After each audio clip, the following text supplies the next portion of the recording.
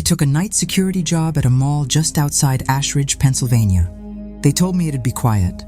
It was until the mannequins started whispering my name. I'd been out of work for months after my dad passed. Bills were stacking up, rent was late, and I needed something, anything, to keep me afloat. So when the mall offered me a night shift position, $12 an hour, I didn't think twice. It was an old place, Riverside Galleria. Half the stores were closed, the food court was empty, and most of the lights stayed off after midnight. They said business died after the pandemic, but they still needed someone to watch over things. On my first night, the head of security, a quiet man named Don, handed me a laminated sheet. He didn't say much, just that the rules were important. I remember the list clearly. 7 rules, typed in bold. Rules for night security, Riverside Galleria.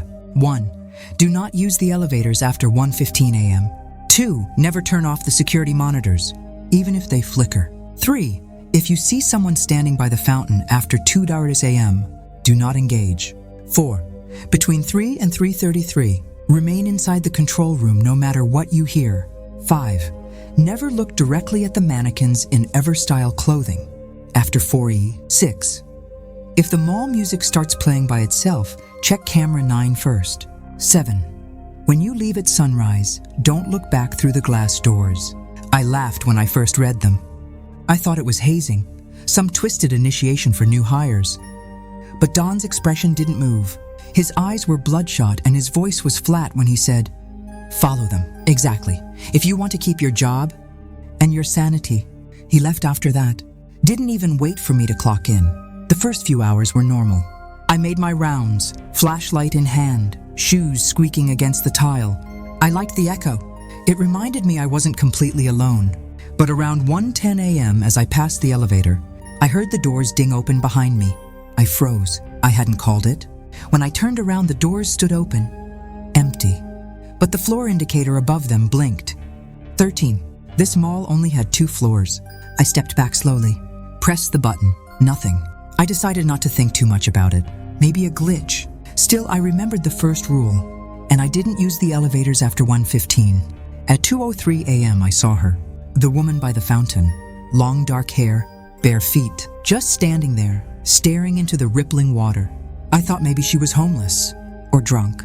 But as I took one step closer, the water stopped moving. The entire mall went silent. No hum, no buzz, no AC, just silence. And then the woman turned her head, not her body, just her head, and looked at me. Her face was wrong, like it didn't fit the rest of her. Too pale, too smooth, like porcelain. I turned and walked back to the control room, fast. Didn't look back. Didn't breathe until I shut the door behind me. When I checked the monitors, camera 4, fountain area, was showing static. By 3 a.m., I was shaking. The silence felt alive. I checked my phone, no signal. Outside, the rain had turned into a storm. That's when the mall's speaker system clicked on.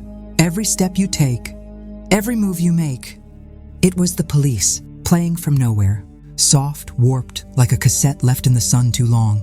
I remembered Rule 6. If the mall music starts playing by itself, check camera 9 first. I switched the feed. Camera 9 showed the north hallway, empty, except for one figure. A mannequin, from Everstyle clothing, standing dead center in the hallway, facing the camera. I swear it wasn't there before. I looked away for half a second.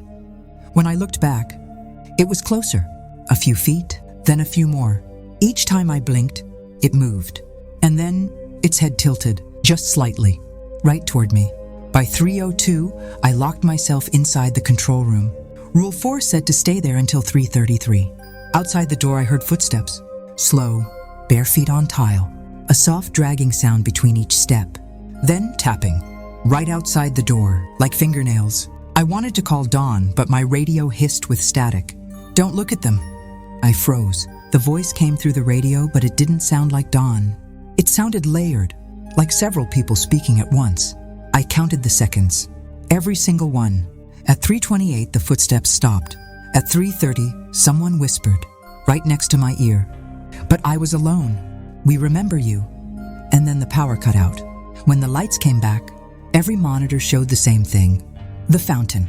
But now there were dozens of figures standing around it, all mannequins, all facing the camera. And in the middle, The woman, her porcelain face smiling.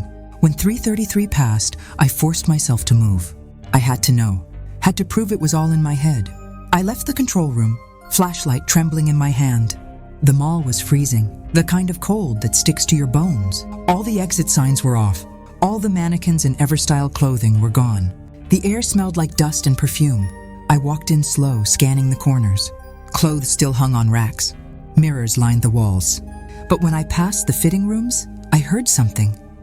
A faint hum, a voice. It sounded like my dad. "Riley, you shouldn't have come here." I froze. My dad had been dead for 6 months. I turned toward the sound and saw a light flickering under the last fitting room door. When I opened it, it was empty, except for a small handwritten note on the floor. It said, "Turn around." I turned, and every mannequin in the store was facing me now, all at once, all smiling. Their mouths had been carved open. I ran. I don't remember how long. Every hallway looked the same. Dark storefronts, broken lights, reflections that didn't match. When I finally reached the control room, every screen showed camera 9 again. But now the feed was shaking, like someone was holding the camera by hand. It pointed toward the fountain, and for the first time I saw it clearly. There was no woman, no mannequins, only water. And beneath the surface, faces, hundreds of them, pressed against the glass bottom, mouths open, eyes wide. They were mouthing something. I leaned closer to the monitor, trying to read their lips. They were saying my name.